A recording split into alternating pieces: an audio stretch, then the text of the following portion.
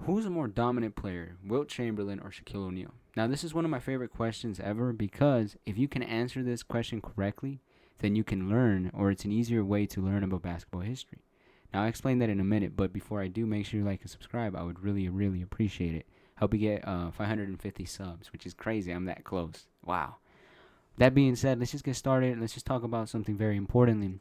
When we talk about dominant, I'm gonna play some footage right here in the background, just for you guys could so you guys could watch. But when we talk about footage, when we talk about who's more dominant and things like that, there's a couple. Well, the first thing you need to point out is that the reason Wilt and Shaq are called dominant is different. Shaq was called dominant because he was physically overpowering players. Wilt was called dominant because he was A, the most physically gifted player of all time, but B, dominating the game in every facet, whether it was playmaking, scoring, defense, rebounding, blocking shots, whatever it was, he dominated the game.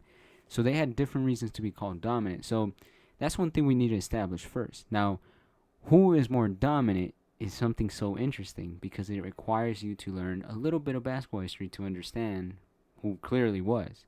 See, if I told you Wilt had better stats, and just for that, I'm going to show you Wilt Chamberlain and Shaq's stats. As you can see, Shaq, he has really good stats, but Wilt is just on a whole different level, right? Regular season and playoffs, in my opinion. And I mean, maybe I'll talk about the playoffs, but yeah, no, Wilt is on a whole different level in my own personal opinion. But there's a reason I'm saying in my own personal opinion. That being said, one of the reasons people do not get satisfied with that question or that answer is because they don't believe that Wilt's stats should be elevated to the point where they are because of a couple reasons. They don't think he played great players, and B, the pace of that era was higher, so they think that in other eras he wouldn't be able to average a lot of points. Now, I'm going to answer those quick questions. First of all, no, he did not play bad players. As a matter of fact, in the 1960s and the 1970s, early 1970s to be specific, that was the golden age of big men. That's when the most great Hall of Fame centers played in the NBA. Think about that. Obviously, the top three would be Wilt, Kareem, and Bill Russell, which is a very hard top three to match in any era. Like, there is no other era that can match top three. But then you have a bunch of MVP level players after that, which is something incredible. And in Wilt's case, the reason this is important is because he played most of them a lot. As a matter of fact, I think I remember, I have the stats somewhere that's 100% to the game, but I think it's about 45% of all of Wilt's career games are against a Hall of Fame center, right? Out of 1,045 games that he played in his career, 470 or 60 something of them were against a Hall of Famer singular. Some of those games he played against two of them at the same time. So that's just that point. Get out the way, right? Wilt was clearly playing some great talent. And by the way, for those wondering, keep in mind the Hall of Fame standard at the time was Wilt. It was Bill Russell. It was Elgin Baylor. It was Oscar Robertson. It was Jerry West. It was George Mikan. It wasn't easy to make the Hall of Fame back in the 60s. But I think it's gotten easier, but that's beside the point. Now, another thing I want to point out, and this is another objection, is regarding the pace. There's a couple flaws with adjusting pace, and again, all this is very important because what I'm telling you now applies to every player in NBA history, by the way, but that's beside the point. But one of the problems with adjusting pace is we assume, or people assume, that basketball players are like machines where you can just adjust and their production would stay the same per 75, right? Whatever that number people use. That's a big flaw because these players are not machines. They're basic human beings. They're human beings, and to understand them, you must understand basic human beings. In other words, it doesn't matter how hard you try to adjust. They're still humans. They're going to adapt, right? They're going to play the certain way that they play. Some of them are going to be in favorable positions. Some of them are not. But at the end of the day, they're going to adjust like a human being does. Machines don't do that, which is why I think pace is a silly argument. But even better than that is the reality that prior to 1973-74, we don't have accurate estimations about pace because of A, the rules were different back in the day, which hurts the pace and estimates, and B, we assume a lot more to estimate pace than people are honest about. We assume how many turnovers they average. We assume how many offensive rebounds teams got, which is absolutely ridiculous, by the way, and that should never be the case. But that's what they do. So we just got that pace out of the way. Again, that's a terrible argument. Now let's talk about another thing that people use in Shaq's favor, and that is the NBA Finals performances. Now this also coincides with Wilt, by the way. We're talking about competition. If you look at the NBA Finals that Shaq dominated, which was 2000, 2001, and 2002, primarily, I mean, those three for sure. But in 2000, he played, and he played Rick Smith's on a broken leg or a broken foot, like the last games of his career. And I think it was in Miles Davis. I don't remember the other center's name, but it wasn't great competition. It wasn't no Kareem. It wasn't no Nate Thurman. It wasn't no Bill Russell, right? It wasn't no Wilt Chamberlain. And on top of that, if we're being honest about Shaq, and I hate to do this to Shaq, but if you are counting rings and saying Shaq's more dominant because of rings, then Bill Russell's the most dominant player ever, and you would have to admit that, but that's beside the point.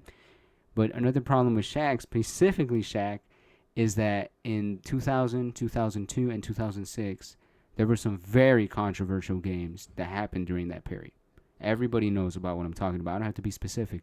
But when people talk about NBA being rigged, those are the games people go to, right? Versus the Kings versus in 2002 versus the Blazers in 2000 and versus the Mavs in 2006. Now, that's a very important thing because as dominant as Shaq was, the reality is without those games and without the lopsided, which I think was pretty clear lopsided officiating, he doesn't even make the finals. So these dominant finals runs don't ever happen. I mean, think about that. That should be a big problem for you guys. Now, that is addressing some of the criticism against Wilt. Now, what if I talk about how good Wilt was as a player? See, this is where it gets interesting because if I tell you who's a better scorer, people are going to say, well, Shaq, per 75, which, again, you address that problem. But if you get rid of that ridiculous per 75 thing, who's a better scorer? It's clearly the guy who can score in more ways and is more unstoppable. It's Wilt, right, who scored more points, who's more efficient while scoring higher points, right, which is hard to explain. And I'm going to take that one back just because I know I have to go. I'm going to have to make a video about that. But to put it simply, Wilt scored a lot more points and his efficiency stayed very high, right? With Shaq, he scored less, but his efficiency was extremely high as well. But that's the point that I was making. But when Wilt scored less, his efficiency was even higher than Shaq's. That's kind of the point that I was making. Anyways, I don't want to get too deep into that one. But Wilt is clearly a better scorer. He's 100% a better rebounder. Nobody's ever going to debate that. He is so much better defensively. When I tell people that Wilt's the second best defensive player of all time, I don't say that as a hyper. I say that, like, in reality, that dude was that good. Like, he was that good. I mean, it's insane to think about it now, but he's really that good defensively. He could block everything. He can defend everybody. He was one of the best man-to-man defenders of all time. He had definitely things where he could have, quote-unquote, been better, but then again, the lack of footage doesn't do him justice because a lot of the footage we have of him is when he was older and not as mobile, right, compared to his younger years. So maybe in his prime in 1964, he might have been the perfect defender, and we just don't know it because we don't have enough footage, right? We only have certain games where he clearly was dealing with some injuries, but which is kind of sad, by the way, but that's beside the point. Another thing that I want to point out is the passing ability. See, Wilt dominated the game passing-wise. Shaq didn't. So, like I said, if you consider them as players, Wilt clearly has the edge in terms of ability. Another thing Wilt has the edge is physical attributes. Wilt was taller. Even though they were listed the same height, Wilt was taller. Wilt was faster. Wilt was stronger. Wilt had better conditioning and endurance, and which says a lot, by the way, because Wilt, quote-unquote, played in the highest-paced era, and he still averaged more minutes per game than Shaq, who played in the slowest-paced era. And so I think it's pretty clear who's the more dominant player. But I just wanted to put an end to the debate, so I guess I addressed the things that other people don't want to. And I showed some incredible games on footage, which this is on footage, by the way. 24 points, 32 rebounds, 13 assists, and 12 blocks. We have footage of that game. Oh my goodness! I was looking at the screen. I was like, "What's better than a 73-point game on footage?" But 24 point, 32 rebound, 13 assists, 12 block, quadruple double. Pretty impressive. My goodness, man. Damn, Wilt dude was pretty darn good. Anyways, I hope you guys enjoyed this video. I'm going to try to make more quality, kind of just talking over the mic. I'm going to make this a short version too, so I can put it on YouTube and get people to come to this. But yeah, I'm excited. Wow. Man, I kind of ended this video perfectly, so it synchronizes with the end of the other video. Anyways, God bless you. Jesus loves you. Hope you guys get saved. And thank you for watching. And so, yeah. Wow. It's pretty amazing.